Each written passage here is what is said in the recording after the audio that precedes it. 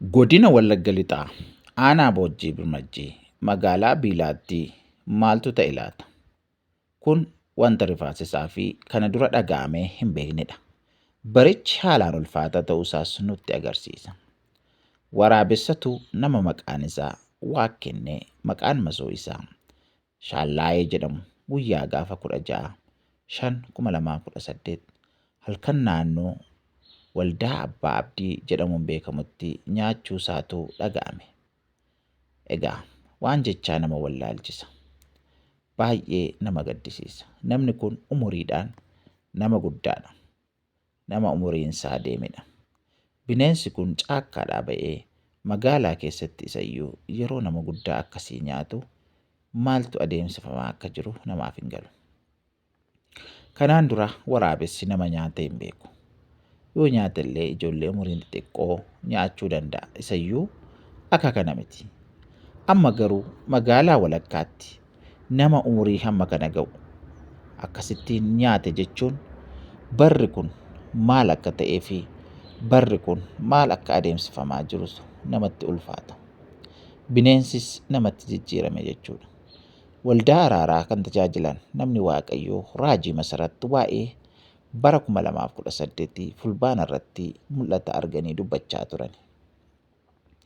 Akka isaan jedhanitti bineensi caakkaa namatti jijjiiramee kan kanaan dura namatti hin buune akka nama nyaachuu danda'uu fi waan kanaan dura ta'ee hin beekne yookaan immoo waan namni argee hin beekne akka ta'u Waaqayyo irraa fudhanii dubbachaa turan.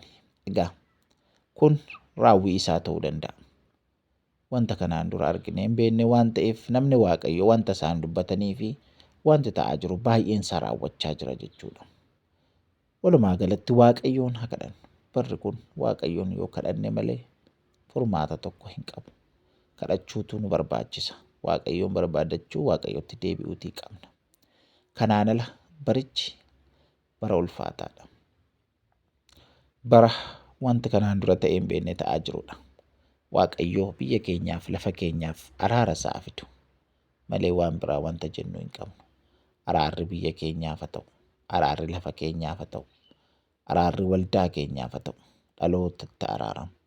Waaqayyo bineensa nama nyaatu, bineensa kanaan dura waan akka kanaan goone amma immoo nama nyaachuu jalqabe kana gab nurraa haa godhu. Biyya keenyaaf nagaan boqonnaan haa ta'u.